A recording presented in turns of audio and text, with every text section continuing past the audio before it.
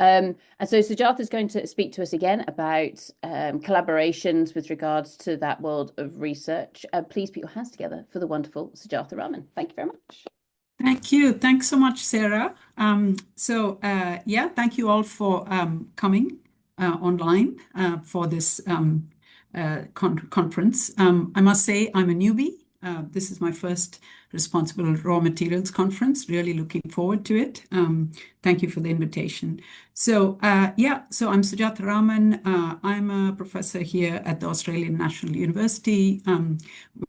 I have for many years now been working in this interdisciplinary field that goes by various titles, but science, technology, and society pretty much captures it. So I've been very much interested in that kind of interface between society and what gets classified under the domain of science, engineering, and so forth. And so before I begin my presentation, I would like to acknowledge that the ANU, the Australian National University, is on the land of the Ngunnawal and Ngambri people. And this is land that was never ceded. This is the land of Aboriginal Australians. And I would like to pay my respects to their elders, past and present.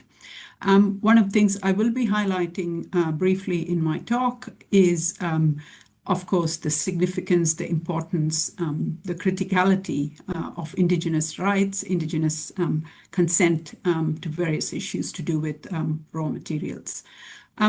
So let me just briefly, I thought because I'm a newbie, I will say a little bit about what kind of brings me to this conference. So I know Sarah through a project that I'm currently leading or co-leading in the Rio Tinto Center for Future Materials.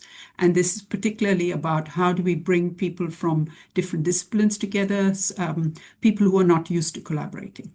So people from kind of science, physical sciences, engineering, various parts of the mining sector, and people from the social sciences, some of whom have actually been studying mining for many years.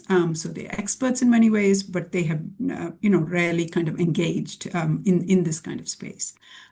As well as people like myself, I have a background in more broadly, energy transitions, sustainability, those kinds of issues have held my attention for many years now, through about 20 years that I spent in the UK, the University of Nottingham, and before that at Lancaster University. And the kinds of questions that I've been interested in are about things like how do we anticipate the impact of emerging technologies? How do we innovate responsibly? And of course, the whole issue of energy transitions, which I have, and I'm by no means an exception.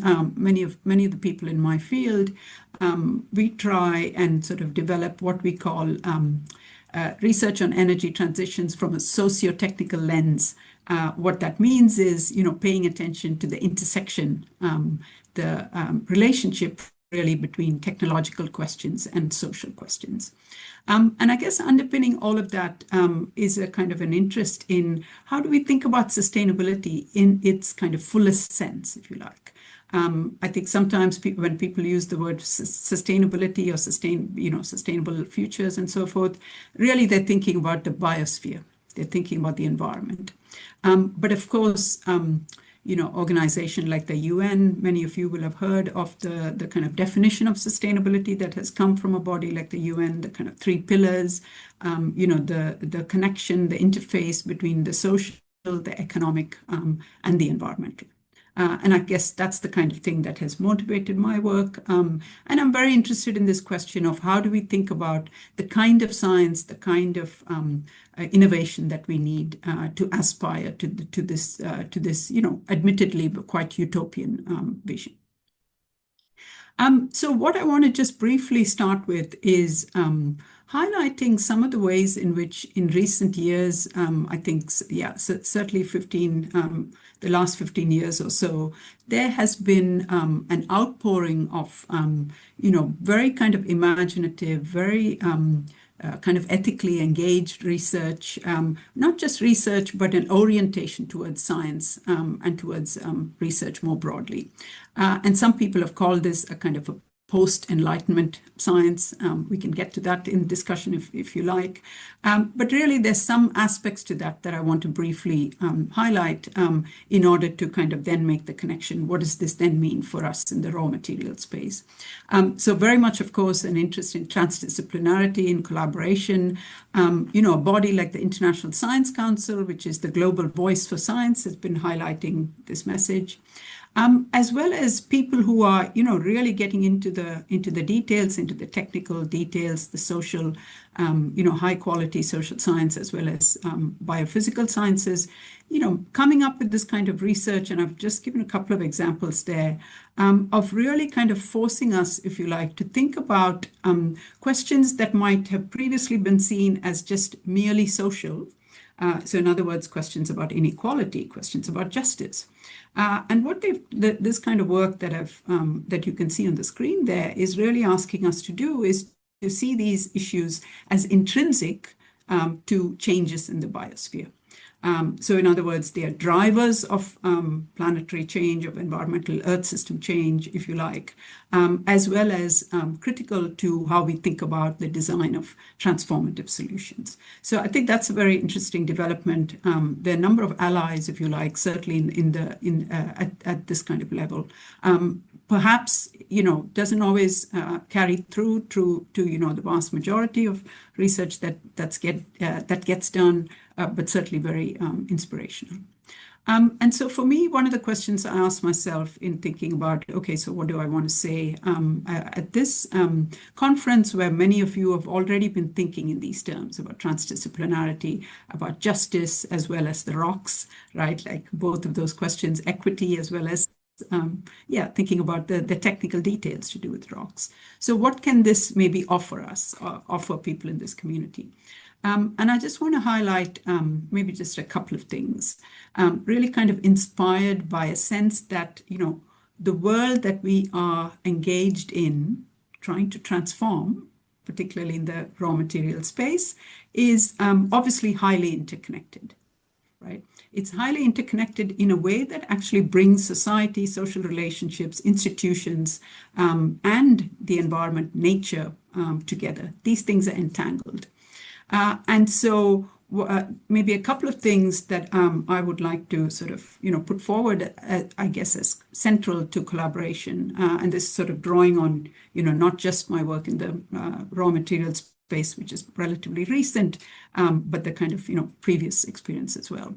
So one is a kind of maintaining an openness to thinking about how we're defining the problems, the shared problems.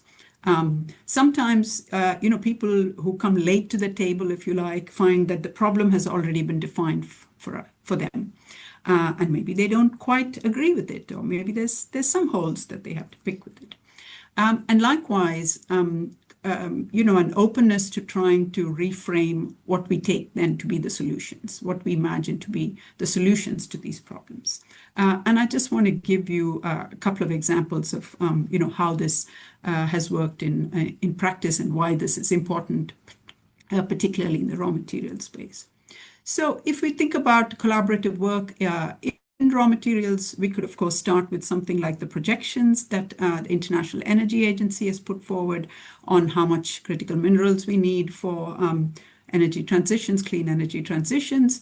And of course, if you then get a social scientist perhaps into the room, or you get somebody from civil society, somebody from community, people who have been spending their lives either affected by mining or who have kind of researched or, tried to mobilize attention to the kinds of questions. You will then come across this kind of language, which is not contained, not quite captured in these graphical projections of, numbers of how much minerals we need, but it's quite powerful language like sacrifice zones. So the idea that, some communities around the world are being kind of potentially sacrificed on the altar of the clean energy future that we all want to see. And so you might say, okay, so one way of defining a problem for collaboration across these different perspectives is, okay, let's try and think of ways of supplying the materials we need for clean energy transitions, but without creating these sacrifice zones in the process. And that's a really good start. And I think it's what appears to be a lot of what motivates people in this community, in the responsible raw materials community. But I want to push forward a little bit on this and think about some of what I'm seeing as the solutions that then get offered to this challenge. And very often, in my experience, they appear to kind of take the form of, well, we've got all these kind of high gee whiz technologies, if you like. We can go maybe deep underground. We can come up with precision technologies. Maybe these are promising ways forward because they can lower the environmental footprint of mining, but also they can be more acceptable to communities and, do away with this challenge of sacrifice zones. So I want to kind of highlight here, I'm obviously not critical, from my tone, you can probably tell I'm slightly skeptical of technological solutions, not because we don't need technologies. We absolutely do. We do need technological innovation. But is that enough? Can we assume that the new technologies that are being dreamed up will in fact provide that kind of transformative solution? Can we think of them in isolation from the more kind of social questions that I alluded to at the start? And I think so there's a point there, maybe we need to stop a little bit. And this is often what happens when you put a bunch of people from different disciplines together in front of this kind of version one framing that I've just offered you of both the problems as well as the solutions. You've got a problem, you recognize the challenge of justice, and then you put technology as the solution. So again, I want to highlight that the kinds of things you're likely to encounter, for example, is the big elephant in the room, which is about how we often know that, from history, technological improvements lead to and have led to a rebound effect. And so very often, you've got, and many people argue at this time, what we actually witnessing is rather than a transition or a shift from fossil fuels to renewable energy and electrification, we're getting a kind of a phenomenon of addition, energy addition. So the kind of elephant in the room, if you like. There's other people will inevitably, of course, bring up this challenge that I highlighted at the start, which is why place matters, and why it matters in particular when we think about indigenous peoples and other land-connected peoples who often are kind of disproportionately at the coalface of these developments. Sorry to mix metaphors there. And from those standpoints, you might say, do we know how do they think about the environment? Does it end? Is there an end to the environment? If you go to really deep underground, is that not part of the environment in the way that they think about it? Who has rights over this subterranean kind of space? How do different people value the space? And of course, who bears responsibility for the risks? So these are the kinds of questions lawyers, of course, indigenous communities, scholars will bring to the table. And then maybe just one example very briefly is, of course, these projections of demand, like you see with the International Energy Agency. You've got people who then, their kind of expertise is in comparing, different such projections and then kind of highlighting that, in fact, that this is not just, one scenario that we need to be thinking about. There are multiple assumptions built in. And so if you change your assumptions, then your demand projections are going to change, are potentially going to change quite drastically. And maybe that's not a bad thing. So these are, people coming from different disciplines, different forms of expertise are inevitably, I think, going to muddy the version one that we started with in trying to frame both the problem as well as new technologies as the solution. But I want to kind of, in closing, I want to highlight that this kind of problem, if you like, is, of the fact that you're going to have different perspectives. It doesn't necessarily have to be a problem. If we can think of it as actually it's critical to elicit these perspectives. It's actually critical for collaboration. But more importantly, even through this collaboration, we can see it as a generative process or a productive process. Finding kind of creative ways forward through recognizing this complexity. So going back to some of the conversations, some of the talks and points raised earlier, absolutely agree that we need we need something shared. Any collaborative project needs something that's shared, a shared object, if you like, or a shared principle or concept.